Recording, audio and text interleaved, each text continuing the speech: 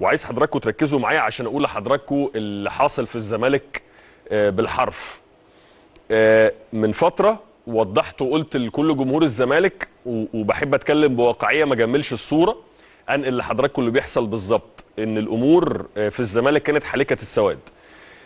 الامور ما زالت حالكه السواد، بل والأسوأ بالنسبه للزمالك دلوقتي ان مفيش اي علامات او بوادر لحل الازمه. انا بقول لحضراتكم معلومات، مش راي شخصي ولا انطباع ولا يعني حكم كده من بعيد، لا انا بقول لحضراتكم معلومات. قصه الزمالك كالتالي: الزمالك عنده ازمه ماليه فوق الطاحنه بشويتين ثلاثه، يعني مخليه كده ايه، الفيشه متشاله ومفيش اي حاجه بتتحرك في نادي الزمالك. الامور متوقف على فكره انه محب للنادي يدفع فلوس، عضو مجلس اداره يدفع فلوس فيحركوا النادي. ده اللي حاصل. الدنيا كلها كانت متوقفه على ارض النادي. هتقول لي هي ارض النادي دي كنز علي بابا اللي عامل كل حاجه؟ اقول لك بالنسبه للزمالك ليه؟ لان موارد الزمالك الماديه اللي هو استلم بيها النادي من رعايات لاعلانات لكل التفاصيل دي كلها امور او بنود وموارد مش عارف مجلس الاداره يعظمها او يكبرها، فهي واقفه عند حد معين. الامر الوحيد او المورد الوحيد اللي كان هيفتح للنادي قناه ونهر جديد من الموارد الماديه ونفس جديد يتنفسه يعظم موارد النادي هي حته الارض دي. ليه؟ لان على حس حته الارض دي بضمان هذه القطعه من الارض كان نادي الزمالك هياخد بضمانها فلوس، وده بالفعل حصل. جزء منه يبتدي بقى يصرف بيه على فريق الكوره وعلى النادي كنادي اجتماعي وهكذا وعلى بقيه الفرق الجماعيه. فلما حصل اللي حصل في موضوع ارض اكتوبر، اللي بالمناسبه هقول لك ايه اخر المستجد فيها، الدنيا وقفت تماما، الكهرباء اتقطعت والدنيا وقفت تماما في نادي الزمالك. لان حتى الناس اللي كانت هتدفع فلوس للزمالك بضمان هذه الارض، لان الارض دي هيبقى فيها اشتراكات، هيبقى فيها اعلانات، هيبقى فيها محلات تجاريه وغيره وغيره وغيره، فبنود جديده انا بدفع فلوس عارف ان انا هاخدها بعد كده من الارض دي بحق تجاري او حق اعلاني ايا كان بقى الشكل بتاع الاتفاق التجاري بين النادي. فبالتالي لما موضوع الارض وقف، انا اتفاقي التجاري او الاعلاني ما بيني وما بين النادي برضو كمان هو وقف. طب ايه المستجد في ارض اكتوبر؟ الوضع كما هو عليه. هتقول لي ازاي ده كل الكلام اللي اتقال الفتره اللي فاتت ان الموضوع هيتحل او الموضوع اتحل؟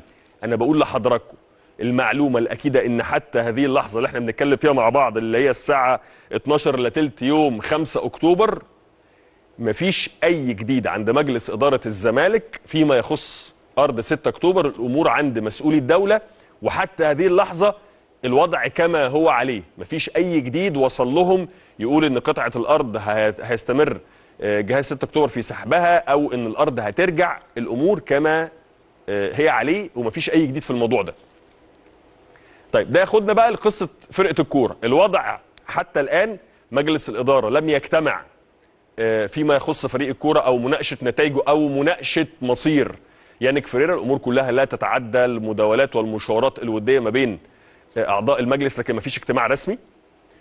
جون ادوارد متمسك تماما ببقاء يانيك فريرا، مش بس عشان موضوع الشرط الجزائي او مش بس عشان المقابل المادي. هو مفيش شرط جزائي في عقد يانيك فريرا، عقده ممتد لموسم واحد بدون اي شروط جزائيه، ولكن ده لا يعفي نادي الزمالك من دفع ما يتبقى من عقد يانيك فريرا في حاله اتخاذ قرارا باقالته. يعني الزمالك لو عايز يمشي يانيك فريرا النهارده هيديله المتبقي من عقده في الموسم. طب عقده هو جهازه قد ايه؟ $55,000 في الشهر.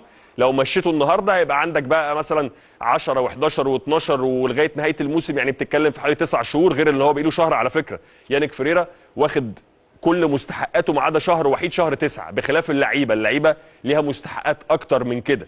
لكن يانيك فريرا واخد هو بشكل شخصي مستحقاته عن اول شهرين في عقده، باقي له شهر واحد اللي هو شهر 9. بس دي جمله اعتراضيه يعني. وبالتالي لو انت هتمشي يانيك فريرا هتبقى تقريبا عليك 10 شهور ليه، اللي هو متبقي من عقد الشهر القديم بالشهور اللي هي من النهارده لو مشيته 9 شهور، يعني تتكلم في 10 شهور يعني حوالي $550,000 هو جهازه. تمام؟ بس مش هو ده السبب الاساسي والرئيسي اللي مخلي جون ادوارد عايز يبقي على يانيك فريرا اللي قدامنا. هو شايف انه الراجل حتى هذه اللحظه نتائجه ليست بهذا السوء. الراجل شايف ان لازم يتم تقييم تجربته مع نهايه الموسم. الراجل شايف انه الزمالك اصلا دوافعه او طموحه في العام الحالي هي الوصول للمركز الثاني المؤهل لدوري ابطال افريقيا، ولكن نتائج المنافسين السلبيه وتحديدا الاهلي وبيراميدز عظمت من طموحات وتوقعات جمهور الزمالك والامال المنعقده على يانك فريرة ولاعبو الزمالك. ولكن حتى هذه اللحظه الراجل ماشي في طريقه لتحقيق الهدف المتفق عليه معاه، وهو الوصول الى مركز مؤهل الى دوري ابطال افريقيا. اللي انا بقوله ده بقى مجلس الاداره موافق عليه ولا لا؟ مجلس الاداره برئاسه الكابتن حسين لبيب في ظهر جون ادوارد.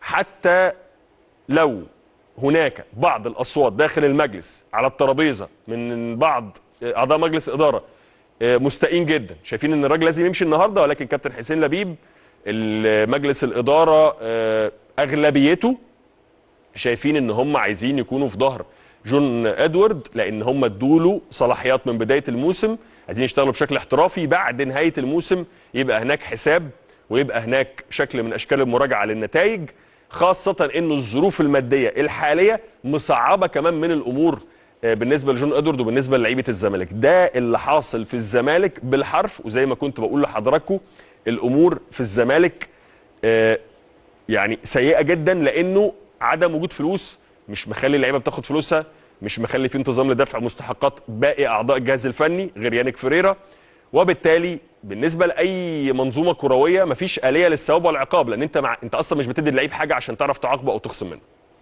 دي قصه الزمالك بكل تبعاتها، وحتى هذه اللحظه يانك فريرة باقي على راس القياده الفنيه بالنسبه لنادي الزمالك.